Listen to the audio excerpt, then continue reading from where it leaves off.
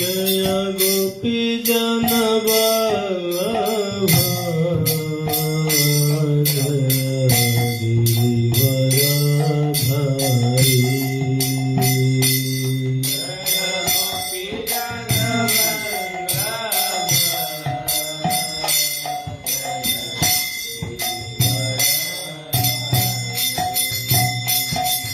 जय गोपी जन वल्लभ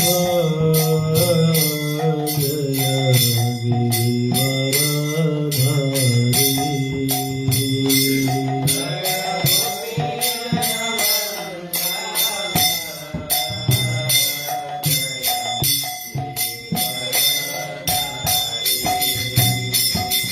जय राधा माधव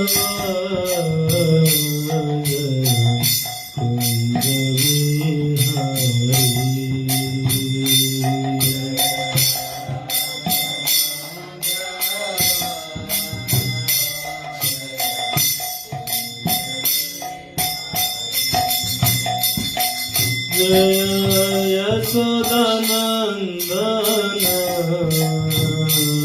जय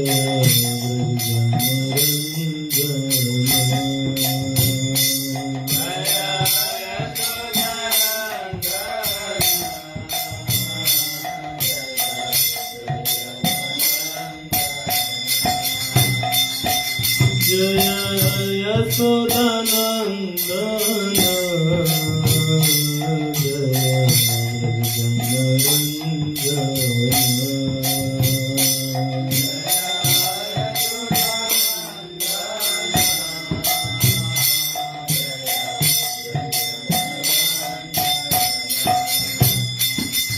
जय यमुना तीर वनचारी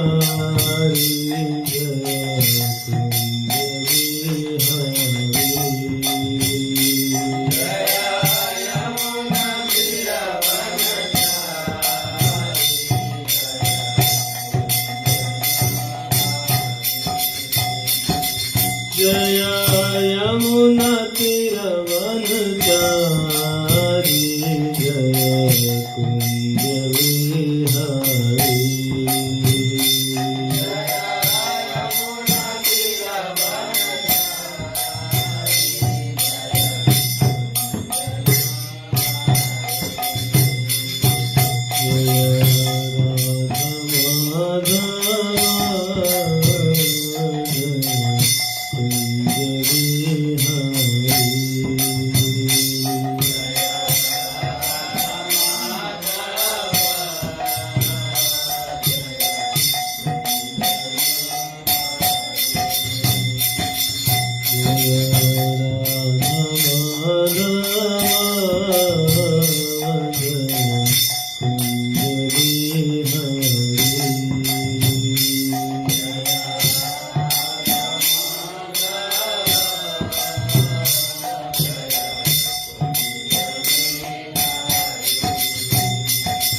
Hare Krishna, Krishna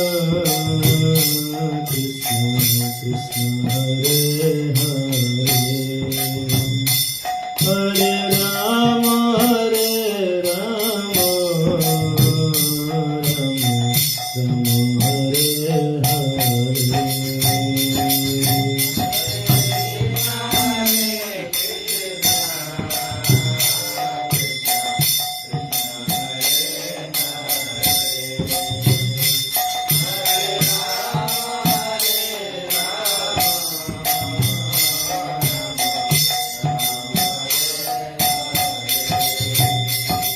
Hare Krishna, Krishna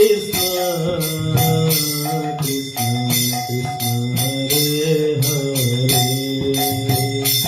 Hare Rama, Rama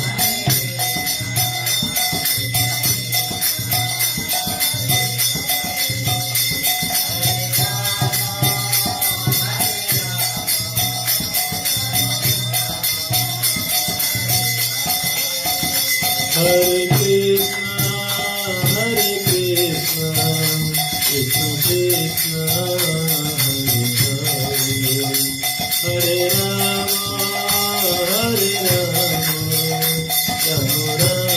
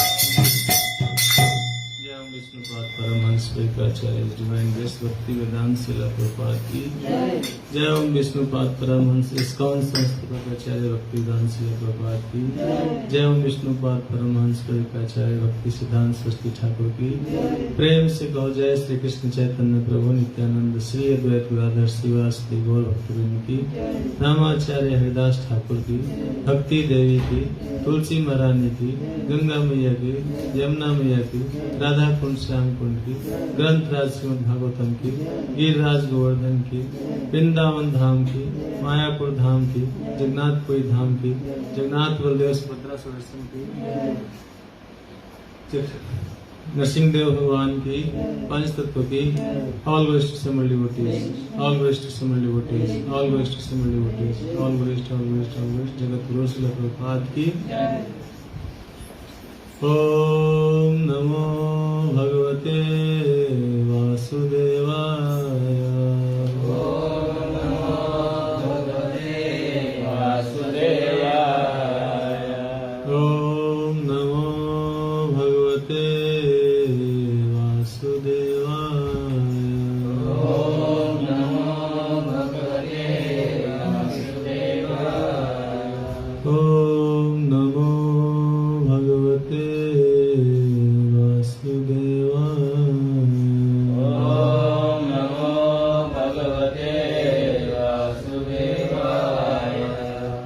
सभी भक्तों का आज के मॉर्निंग प्रोग्राम में हार्दिक स्वागत है। आज हम लोग चैतन्य चरितामृत से पढ़ेंगे आदि लीला अध्याय 2 और श्लोक संख्या 23 और 24। 2 श्लोक इसलिए लेंगे कि 23 में तात्पर्य नहीं है।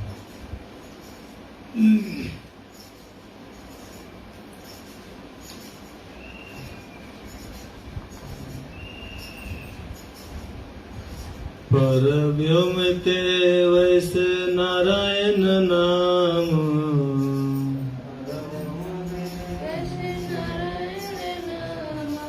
षड ऐश्वर्य पूर्ण लक्ष्मीकांत भगवान।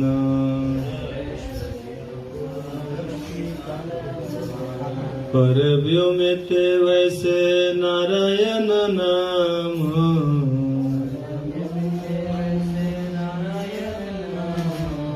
षड ऐश्वर्य पूर्ण लक्ष्मीकांत भगवान।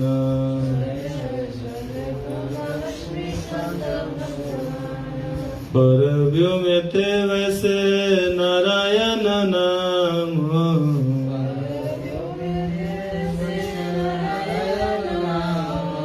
षड ऐश्वर्य पूर्ण लक्ष्मीकांत भगवान।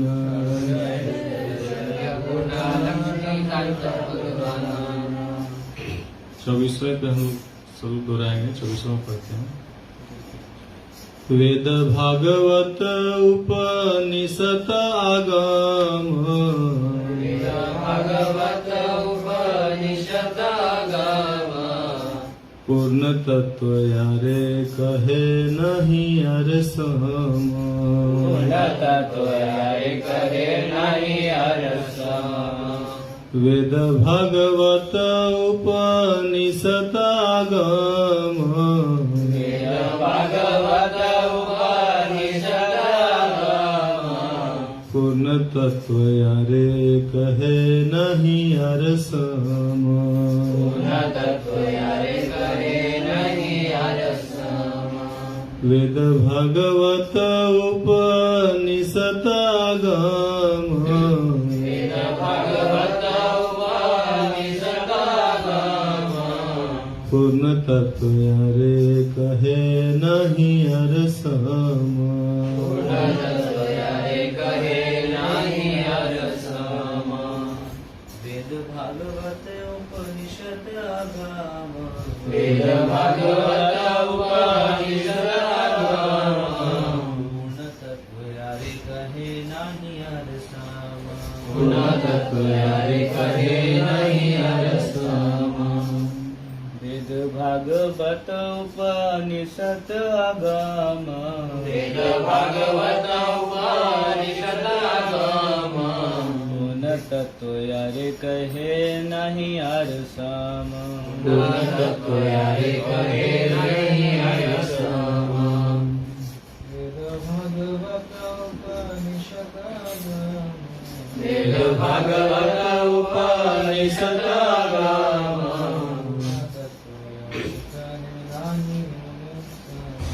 पूर्ण तत्व यारे कहे नहीं यार सम। वेद भागवत उपनिषद आगम, वेद भागवत उपनिषद आगम, पूर्ण तत्व यारे कहे नहीं यार सम, पूर्ण तत्व यारे कहे नहीं यार सम। वेद भागवत उपनिषद आगम, वेद भागवत उपनिषद आगम, पूर्ण तत्व यारे कहे नहीं यार सम, पूर्ण तत्व यारे कहे नहीं यार सम। माता जी। वेद भागवत उपनिषद आगम, वेद भागवत उपनिषद आगम, पूर्ण तत्व यारे कहे नहीं यार सम, पूर्ण तत्व यारे कहे नहीं यार सम। वेद भागवत उपनिषद आगम, वेद भागवत उपनिषद आगम, पूर्ण तत्व यारे कहे नहीं यार सम। अगला जो है 23rd नंबर, उसका शब्दार्थ पढ़ते हैं। पर व्योम ते दिव्य जगत में वैसे स्थित हैं नारायण, भगवान नारायण नाम नामक षड ऐश्वर्य, 6 प्रकार के ऐश्वर्य पूर्ण पूर्ण लक्ष्मीकांत श्री देवी लक्ष्मी के पति भगवान भगवान। अनुवाद इस प्रकार है, दिव्य जगत के सर्वे सर्वा भगवान नारायण 6 ऐश्वर्यों से पूर्ण है, वे लक्ष्मीपति भगवान हैं। ओम अज्ञानतिमिरान्धस्य ज्ञानाञ्जनशलाकया चक्षुरुन्मीलितं येन तस्मै श्रीगुरवे नमः। श्रीचैतन्यमनोभीष्टं स्थापितं येन भूतले स्वयं रूपा कदा मह्यं ददाति स्वपदान्तिकम्। वन्देऽहं श्रीगुरो श्रीयुतपदकमलं श्रीगुरुन् वैष्णवांश्च श्रीरूपं साग्रजातं सहगणरघुनाथान्वितं तं सजीवम् साद्वैतं सावधूतं परिजनसहितं कृष्ण चैतन्य देवं श्री राधा कृष्ण पादान् सहगण ललिता श्री विशाखान्वितांश्च। हे कृष्ण करुणा सिंधु दीनबंधु जगत्पते गोपेश गोपिका कांत राधा कांत नमस्तुते। तप्त कांचन गौरांगी राधे वृंदावनेश्वरी विश्वानुसुते देवी प्रणमामि हरिप्रिये। वाञ्छाकल्पतरुभ्यश्च कृपा सिन्धुभ्यैव च पतितानां पावनेभ्यो वैष्णवेभ्यो नमो नमः। जय श्री कृष्ण चैतन्य प्रभु नित्यानंद श्री अद्वैत गदाधर श्रीवासदि गौर भक्तवृंद। हरे कृष्णा कृष्णा कृष्णा हरे हरे, हरे राम राम राम हरे हरे। क्या बता रहे हैं यहाँ पे कि दिव्य जगत के सर्वे सर्वा भगवान नारायण 6 ऐश्वर्यों से पूर्ण है, वे लक्ष्मीपति भगवान है। 6 ऐश्वर्य कौन कौन से हैं? ध्यान से बताओ हैं?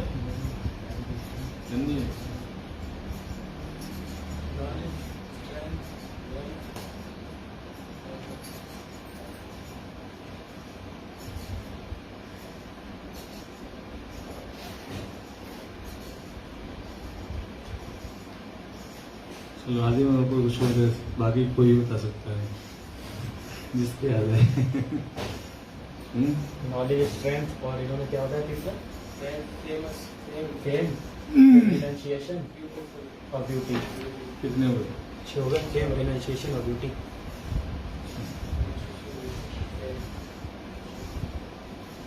तो सबसे पहले हम लोग ज्ञान की बातें करते हैं।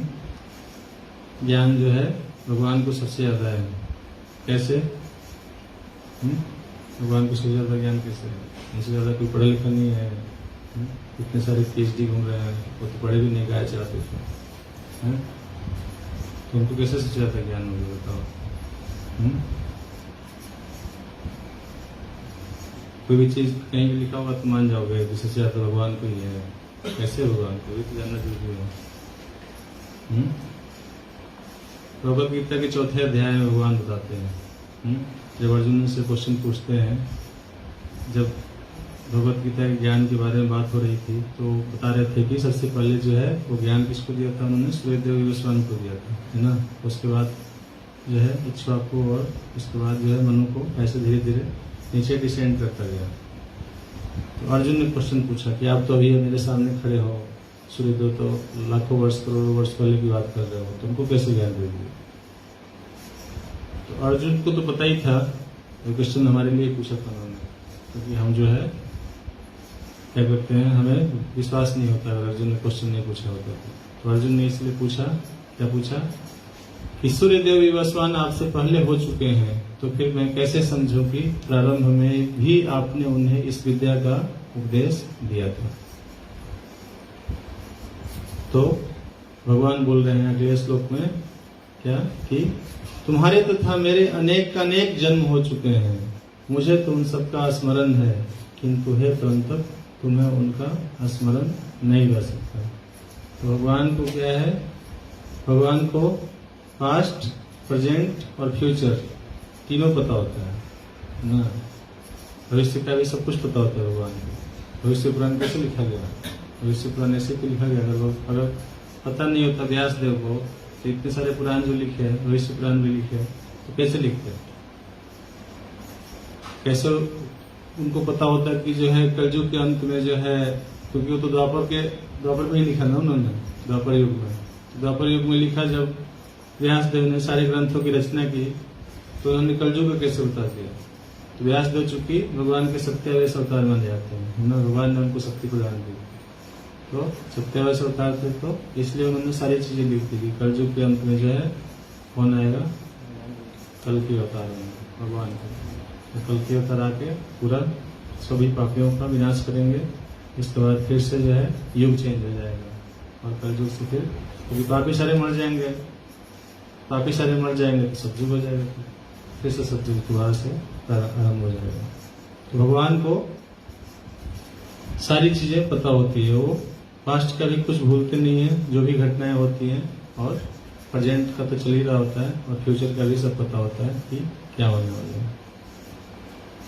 तो इसलिए उनको सबसे ज्यादा ज्ञान है। हम लोगों को पूछा जाएगा कि कल 2 बजे क्या कर रहे थे, मतलब सोने वाली चीज को छोड़ दिया है। 2 बजे तो जनरली सो रहे होते हैं, तो ऐसे याद रहता है कि हम सो रहे होते हैं, तो हम तुरंत बता देंगे रोज ही सो रहे थे। लेकिन अगर 5 बजे शाम को पूछा जाए कि 5 दिन पहले 5 बजे शाम को क्या कर रहे थे, बताओ पिछले फ्राइडे को क्या कर रहे थे 5 बजे, तो उस समय को बताना बड़ा डिफिकल्ट हो जाएगा। 5 दिन पहले कभी याद नहीं होगा, है ना, कि हम क्या कर रहे थे। तो जो है, लेकिन भगवान से पूछोगे कि क्या कर रहे थे 5 दिन पहले, तुरंत बता देंगे 5 दिन पहले क्या कर रहे थे। उनकी जो वो, जैसे ही आप सर्च इंजन में डालते हो तो 5 दिन पहले 5 बजे, तो इतनी ज्यादा उनकी जो है रैम जो है इतना फास्ट काम करता है प्रोसेसर कि तुरंत सामने डाटा आ जाता है वो कि क्यों उस समय कौन सा काम कर रहे थे, है ना। तो इसलिए भगवान को सबसे ज्यादा जो है नॉलेज है, ज्ञान है। वैराग्य, वैराग्य भी कहा जाता है कि भगवान के अंदर सबसे ज्यादा है। कैसे? देखो भाई, भगवान की जो है इतनी लक्ष्मियां जो हैं पैर दबाती हैं, लक्ष्मी के लिए सारी दुनिया मर रही है ना, सारी दुनिया जो है लक्ष्मी के पीछे भाग रही है। लक्ष्मी लक्ष्मी मिल जाए कहीं से, है करोड़पति करोड़पति अरबपति लखपति करोड़पति। भगवान के पास जो है सारी लक्ष्मी उनके चरण दबा रही होती है। और भगवान क्या करते हैं? गाय चराते हैं। हमारे पास अगर इतना धन होगा हम गाय चराएंगे। देखो हम लोग तो छोटी मोटी नौकरी मिल जाती है तो गाँव छोड़ के सारे आते हैं, सोचते हैं चलो अब तो बढ़िया हो गया अपना फर्स्ट क्लास, गाड़ी खरीद लेंगे, मोटरसाइकिल से भी क्या करते हैं कार पे आ जाते हैं। कार खरीद लिया तो अब बस अपना आराम से रहना है, अब क्यों गाय वाय के पीछे भागना है। तो देखो इस्कॉन में इतनी प्रॉब्लम है। अभी जो है लोग बातें करते हैं, कई बार भक्त लोग आपस में कि जो है गौशाला खोलना है, ये खोलना है, वो खोलना है। खोलने की बात सही करते हैं, नहीं करता कि गौशाला में सेवा कौन करेगा। सेवा जब करने की बात आएगी तो, क्योंकि वो इतना डिफिकल्ट है, इतना आसान थोड़ी है गौशाला खोलना। एक वक्त मेरी काफी जो है इस बात पर रिमाइंड हो रहा था, कह रहे थे कि गौशाला दे देंगे, एक गौशाला आप लोगों को वो करके देंगे तैयार करके। मैंने कहा हमें मत देना, आप सेवा करना क्योंकि मैं तो इस लायक हूँ, मैं तो कर नहीं पाऊंगा सेवा। करेगा कौन सेवा है? सेवा हम नहीं कर पाते। लेकिन भगवान जो है क्या कर रहे हैं, इतना सारा ऐश्वर्य होने के बाद क्या करते हैं?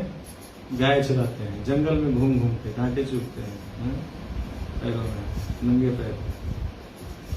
तो क्या है ये? वैराग्य तो है, कोई मतलब नहीं है। धन है कोई बात नहीं, इससे कोई लेना देना नहीं, वैसे घूमते रहते हैं। इतने बड़े बड़े पकवान खा सकते हैं, जब चाहे रसमलाई गुलाब जामुन सारी चीजें अवेलेबल होंगी उनके सामने, कुछ भी खा सकते हैं। लेकिन क्या खाते हैं? अपने दोस्तों के साथ जो है उनके टिफिन से चुरा चुरा के खाते हैं, उनके टिफिन से उनके मुंह में से निकाल लेते हैं खाना। टिफिन को छोड़ो, हाथ में से जूठा छीन के खाए जाते हैं। ये कौन कर सकता है? वैराग्य का मतलब ये नहीं होता कि हम जो है हमारी धोती फटी हुई है पर पैसे नहीं है और फिर कोई कहे कि अरे तो बहुत वैरागी है देखो फटी धोती बन गए, तुम्हारे पास है ही नहीं कुछ तो तुम फटी धोती बन के घूम रहे हो, तो इसको थोड़ी वैराग्य कहते हैं। वैराग्य उसको कहते हैं कि आपके पास सब कुछ है लेकिन फिर भी जो है आपको उससे कोई मतलब नहीं है, आप बिल्कुल उससे अलग हो, है ना, और बहुत ही डाउन टू अर्थ पे चल रहे हैं। इसको वैराग्य कहा जाएगा। ये नहीं कि अब है ही नहीं कुछ, अब हमें 4 धोती दिया था साल में, फटी धोती पहन के घूम रहे हैं तो क्या बैरागी है इसमें? बताओ, सारी धोती मिलती है, फट गया तो फटे करना पड़ेगा ना। 15-20 होता और नए नए रखे रहते अलमीरा में, और फिर फटी हुई धोती पहन के घूम रहे होते तो सोचता है कि चलो ठीक है, देखो इसके पास इतना है, फिर भी फटे वाले ही पहन के घूम रहा है।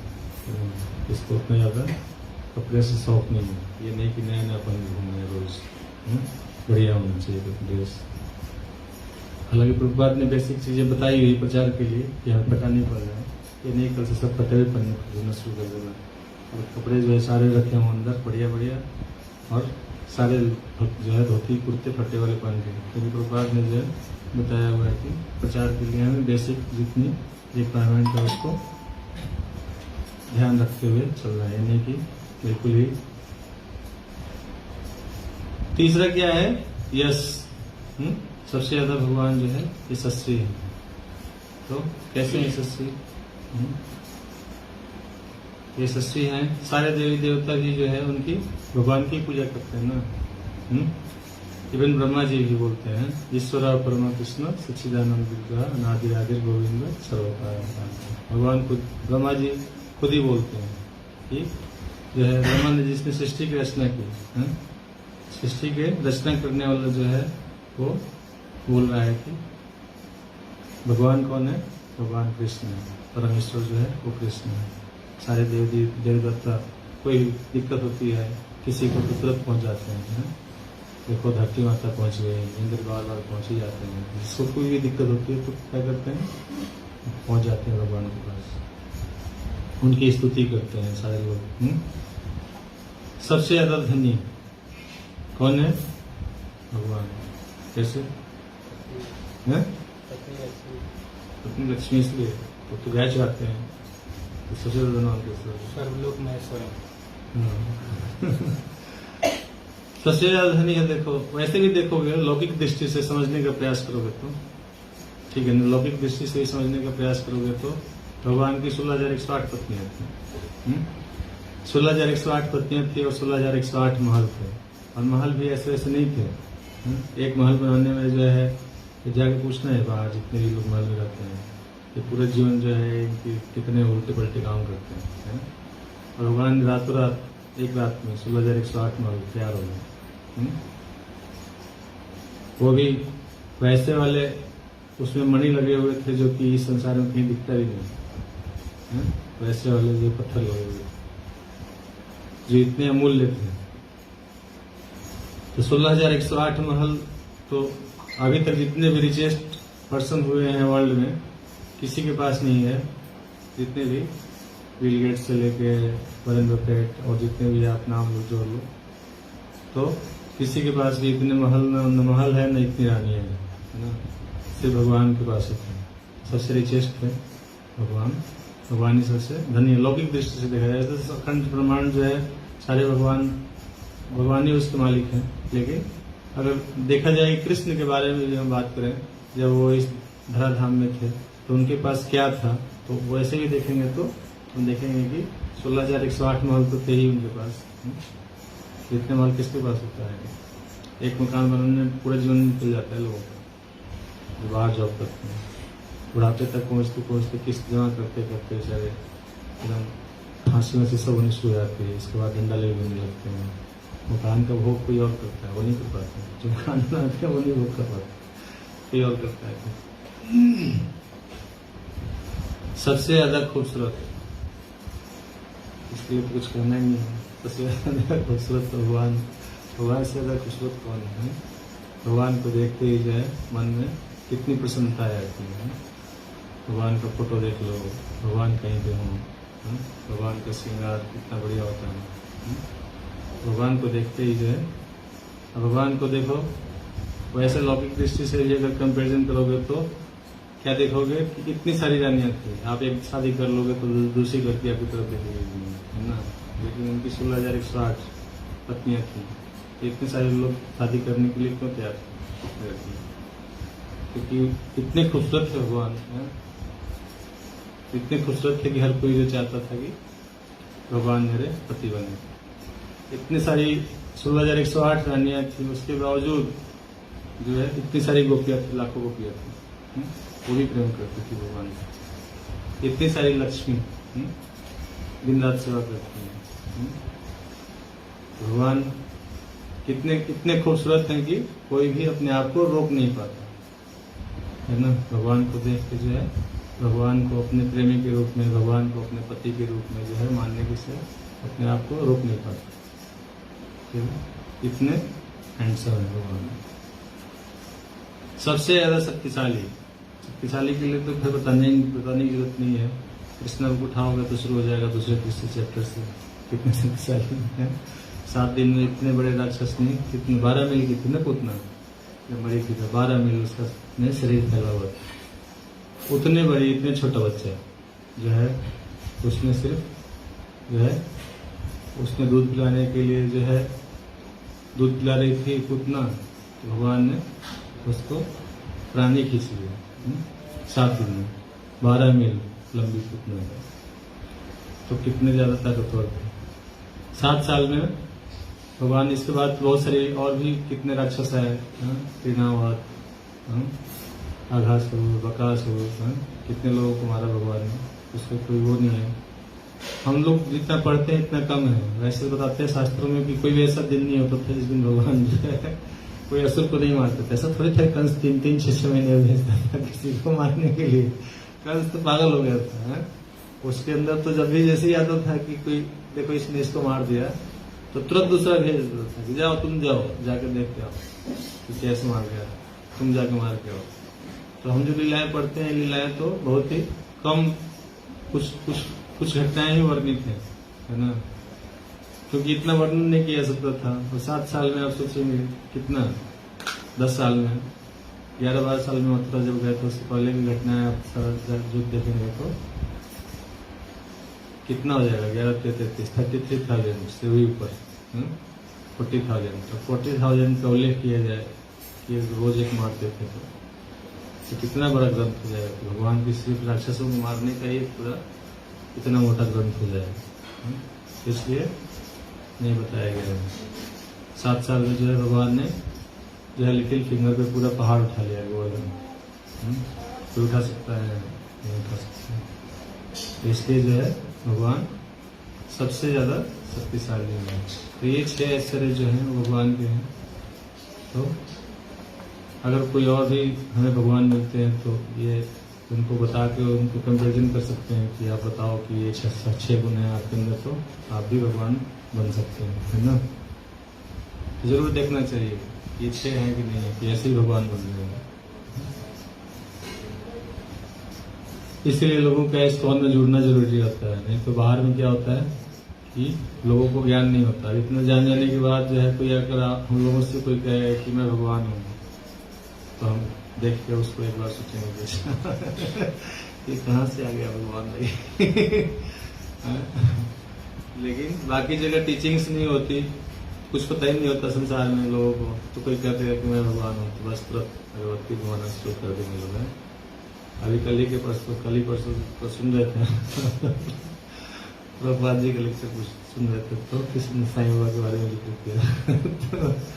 पहले तो प्रभुपाद जी ने अवॉइड करने की कोशिश की, हालांकि बाद में उन्होंने क्या बोला वो बोलना ठीक नहीं है, लाइव क्लास चल रहा है। लेकिन आप सबने सुना ही था कि प्रभुपाद जी के क्या कमेंट्स थे, है ना।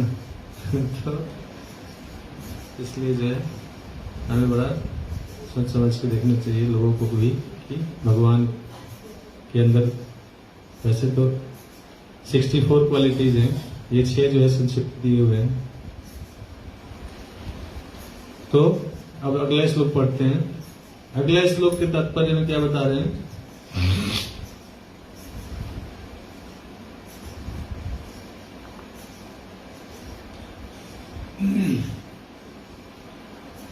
अनुवाद में बता रहे हैं, परमेश्वर वे हैं जिन्हें वेदों, उपनिषदों तथा अन्य दिव्य साहित्य में परम पूर्ण के रूप में वर्णित किए गए हैं।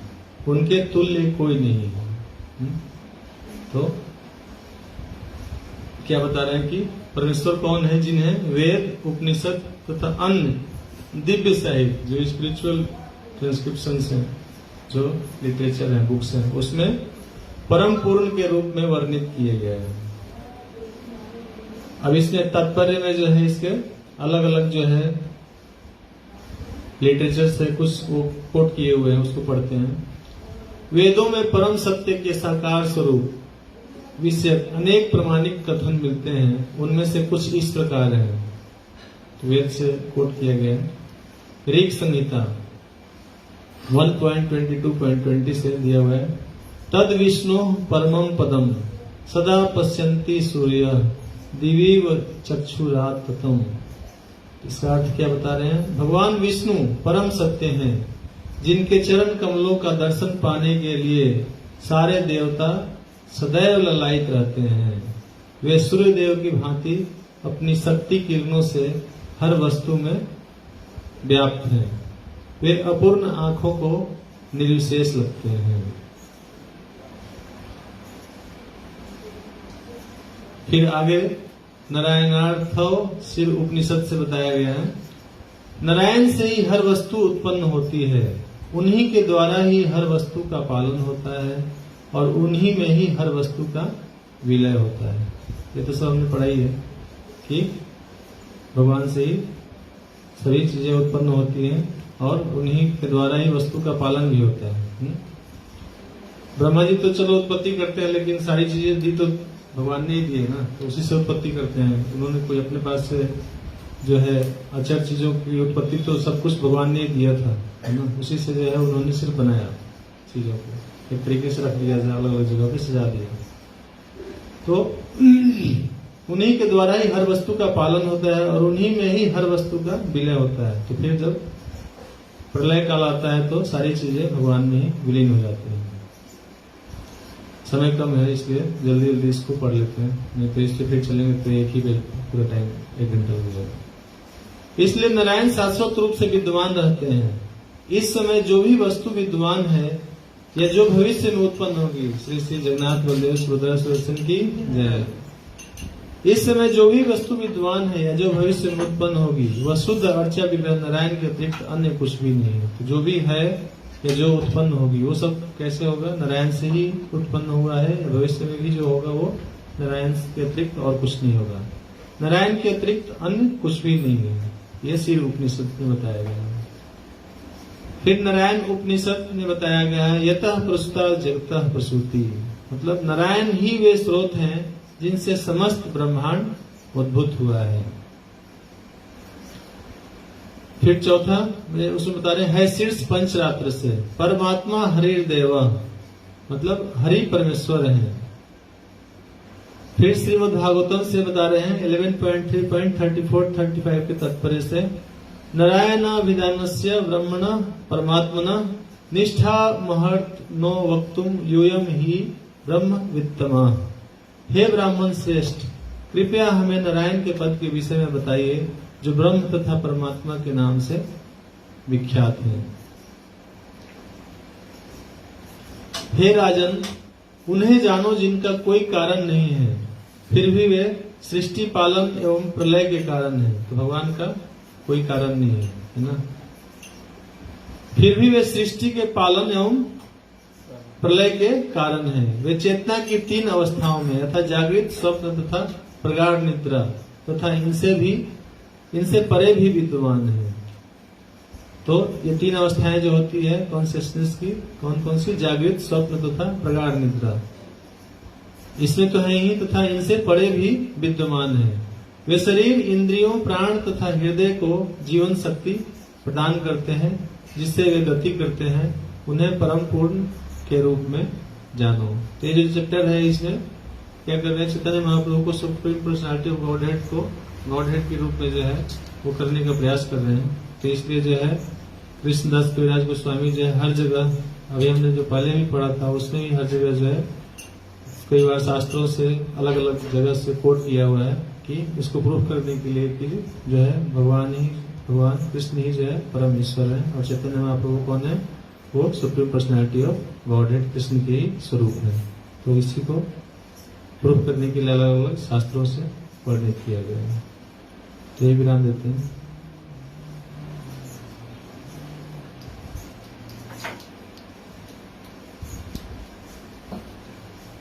जगत गुरु श्रील प्रभुपाद की जय।